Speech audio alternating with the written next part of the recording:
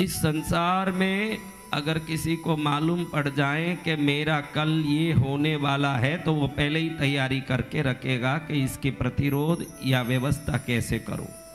कई बार ऐसे होता है किसी दुकान में कुछ ऑफिसर पहचान वाले होते हैं उनके, तो वो पहले ही उस दुकान को कह देते कल आपके दुकान में रेड पड़ने वाली है। पहले ही उनको कह देते कल बड़े ऑफिसर आने वाले हैं, तो उसी समय अपनी चिट्ठियाँ जो भी रखी है लिख के सब छुपा के रख देता है। ऐसा अनुभव आपको सुना हुआ तो होगा कि भाई कुछ इन्फॉर्मेशन मिल जाता है। हाँ जी गुरुदेव। समझो कि कल आपको नुकसान होने वाला है, नफ़ा होने वाला, पैर में लगने वाला है, अतिथि आने वाले हैं, फलाना होने वाला, सब आपको भविष्य मालूम पड़ जाए।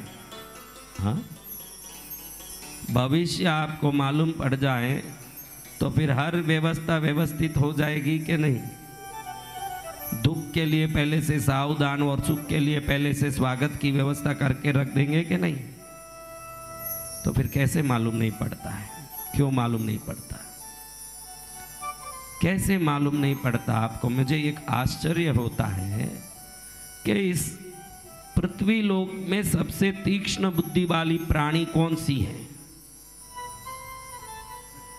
हाँ, चलो ठीक हो।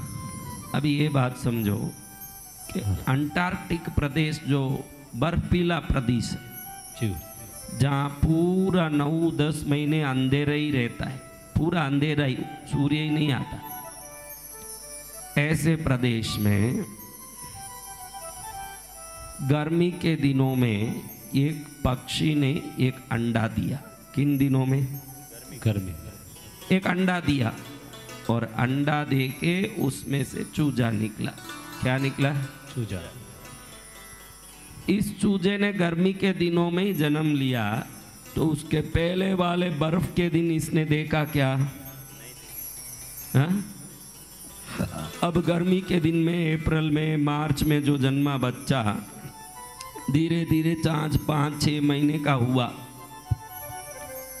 आपने विदेशों से भारत में आने वाली, समुद्र को लांघ के आने वाली पक्षियों के बारे में सुना होगा, जो विदेश से माइग्रेट होके इंडिया में आते हैं, भारत में आते हैं। अब इस पक्षी ने कभी बर्फ को देखा ही नहीं है पिछला, और बर्फ के दिन आने वाले हैं, उसके पहले ही ये निकल के सीधा वहां से दूसरे देश में जाता है। तो अब आगे यहाँ बर्फ पड़ने वाला है, जिंदा रहने जितना तापमान नहीं रहेगा, तापमान बहुत नीचे चले जाएगा और मरना पड़ेगा। ये ज्ञान उस पक्षी को किसने दिया? हाँ, उस पक्षी से, जो पंख वाला छोटा सा एक पक्षी, ज्यादा से ज्यादा आपकी हथेली में आ जाएगी वो पक्षी, उस पक्षी को भविष्य में बर्फ पड़ने वाला ये ज्ञान, ना तो कम से कम अनुभव ज्ञान हो तो भी बात अलग, भाई पिछले साल इसी समय इस समय बर्फ पड़ा था तो इस साल भी पड़ेगा, ये एक अनुभव है। चलो अनुभव से ज्ञान आ गया। कभी कभी पत्थर उठाते हो तो पहले से मार खाया हुआ कुत्ता पत्थर उठाते ही दौड़ता है, तो अलग बात, भाई अनुभव आ गया कह सकते। अब इस पक्षी ने पहले कोई बर्फ का मौसम देखा क्या? नहीं देखा। जब नहीं देखा तो जो चले उड़ के आता है, तो उसको आने वाली मौसम के बारे में ज्ञान किसने दिया? हाँ? और आपको आने वाली दुख सुख के बारे में ज्ञान कैसे नहीं होता है? हाँ?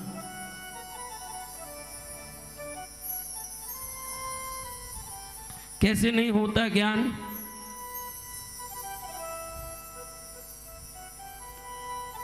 बताइए कैसे नहीं होता? क्यों कारण है? क्योंकि हम ऐसे, देखो कोरे ऐसे बैठ के सुनने बैठोगे, मेरा समय भी बिगाड़ोगे ना, खुद भी बेकार यहाँ बैठ के टाइम वेस्ट करोगे। उससे कोई मतलब नहीं है कि हम कथा सुन रहे हैं। धर्म कथाओं का उद्देश्य ये नहीं कि बैठ के कान भरो उससे पुण्य मिल जाए। मात्र पुण्य के लिए धर्म कथाओं की सृष्टि नहीं हुई है। इस क्षण में ही तीक्ष्ण हो जाए, धर्म कथा का सबसे पहला लक्ष्य है। इस क्षण में तीक्ष्ण हो जाए। कभी कल परसों आने वाले पुण्य के भरोसे हमारे भारत के धर्मशास्त्र नहीं है, वो मूर्ख बोलते हैं वैसे। इस क्षण में ही तीक्ष्ण हो जाना, इसी क्षण में। एकार्ट टोले एक पुस्तक लिखता है, द पावर ऑफ नाउ, इस क्षण का पावर। इस क्षण की शक्ति, आप कितने लोग इस क्षण में जी रहे हो वो तो पहले सोचो। कितने लोग इस क्षण में, मेरे भाई ने ठगा दिया था, अरे वो तो भूतकाल है, कल मेरा क्या होगा, अरे वो तो भविष्य काल है। भविष्य किसने देखा ना, भूत कौन बदला सकता है। ये क्षण तेरे हाथ में, इसको ताकतवर करना ही धर्मशास्त्र का उद्देश्य है। जय जय गुरुदेव। धर्मशास्त्र का उद्देश्य ये नहीं कि कल अगले जन्म पर तीसरे जन्म में आने वाले पुण्यों की पंचायती करे। भारत की सनातन धर्म इतना मूर्ख धर्म नहीं है कि मोमबत्ती जला के खड़े हो जाओ न प्रार्थना करो कल के लिए। यहाँ आज की, अब की, इस क्षण की बात हो रही है, कल परसों की नहीं। जय जय गुरुदेव। हाँ, मोमबत्ती जला के कल की रोटी की प्रार्थना करने वाला धर्म हमारा धर्म नहीं है। अब आप बताओ कि वो पक्षी कैसे उड़ रही है, हैं? कुत्ते देखो रात में रोते हैं तो सुबह उस गली में जरूर एक मौत होता है। बिल्लियां देखो रात में कहीं रो रही है तो कोई दुर्घटना होता है। आप ये मान लो या तो कि कुत्ते बिल्ली पक्षी से भी गए बीते हो, या आप में कोई ऐसी कोई सिस्टम में गलती हो गई है जो वो समझने में से आप दूर हो गए हो। क्या कारण हो सकता है? देखो पक्षियां आज भी घोंसले में रहती है, आज भी सूर्यास्त के पहले घोंसले में पहुंच जाती है, सूर्योदय के बाद चक करते बाहर निकलती है। मनुष्य 6-7 बजे अपने गुफाओं में पहुंच जाएं, सुबह 4 बजे उठ के काम में लगे। ये जिंदगी के लिए मनुष्य जाति की सृष्टि हुई। अब आपकी जिंदगी कैसी है? 2-3 बजे तक रात में सोवे ही नहीं, बुद्धि पूरी भ्रष्ट हो जाए। उस भ्रष्ट बुद्धि में भविष्य में क्या होगा ये अतीन्द्रिय ज्ञान घुस पाएगा? हाँ? हम प्राकृतिक थे, अब विकृत हो गए। विकृत बुद्धि में कैसे अतीन्द्रिय ज्ञान आएगा महाराज? नहीं हो। हाँ? अतीन्द्रिय ज्ञान आना पड़ता है। हाँ? कैसे आएगा बोलो? मैं यही दुखी होता हूं हर बार आप मनुष्य समाज को देख के। संसार की सर्वोत्तम प्राणी जिसके हाथ में भगवान ने सुख के सिवाय कुछ नहीं दिया है, वो सिर्फ सुखी होने के लिए जन्मा।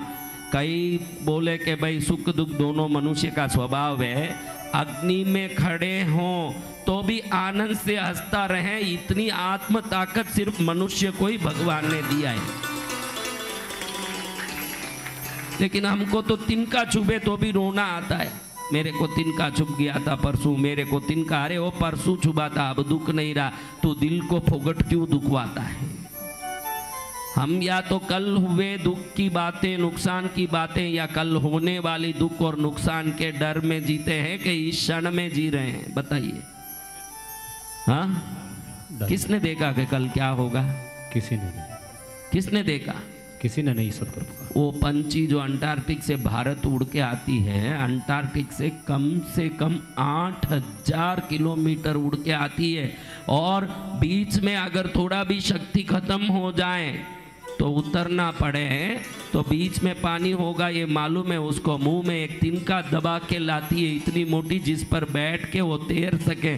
जब भी थक जाती है पानी में वो पतला वो तिनका लगाती है समुद्र में, उस पर थोड़ी देर बैठ जाती है, वापस उसको मुंह में पकड़ के आगे निकलती है। हाँ जी गुरुदेव, देखा। इतना ज्ञान उसको कौन सिखा दिया कि रास्ते में पानी होगा न, उसमें तुझे डूब गई तो मर जाएगी न, तो उससे बचने के लिए एक तिनका चाहिए न। कभी वो दूर देश तो गई ही नहीं कि रास्ते में पानी है, ये मालूम ही नहीं। फिर वो तिनका भी ले जाती है, जब जब उसकी शरीर की शक्ति कम पड़ जाती है वो तिनके को डालती है पानी में, वो दोनों पैर वो तिनके पर लगा के थोड़ी देर समुद्र के लहरों में तैर के वापस पकड़ के उठती है। बराबर भारत के वेडंतांगल में, गिर के फॉरेस्ट में, ऐसे जहाँ जहाँ पक्षियों के शरणालय वहाँ पहुँचती है। बराबर एक पंछी भी ना तो आज तक समुद्र में मरी, एक पंछी न गायब हुई, न मार्ग भटकी, बराबर व्यवस्थित आ रही है। और आप रोज मार्ग भटकते हो, रोज घूमते हो, रोज दुखी होते हो। हाँ, बड़ा आश्चर्य लगता है मुझे कि हम कितने ऊंची कोटि के जीव हैं। हाँ, आपको लगे कि हम उच्च कोटि के हैं? पहले ये तो सोचो कि आप कितने उच्च कोटि हो। आपको लगे मैं दीनहीन हूँ, पहले अपने मन को समझाओ कि आप दीनहीन नहीं हो, दुनिया के बादशाह हो। ये पहले खुद को महसूस होना, पड़ोसी तो बाद में करेगा। अगर आपके मन में उजाला होगा तो चेहरे में लोगों को उजाला दिख ही जाएगा। मन में अंधेरा है तो चेहरा अंधेरा घोर होगा।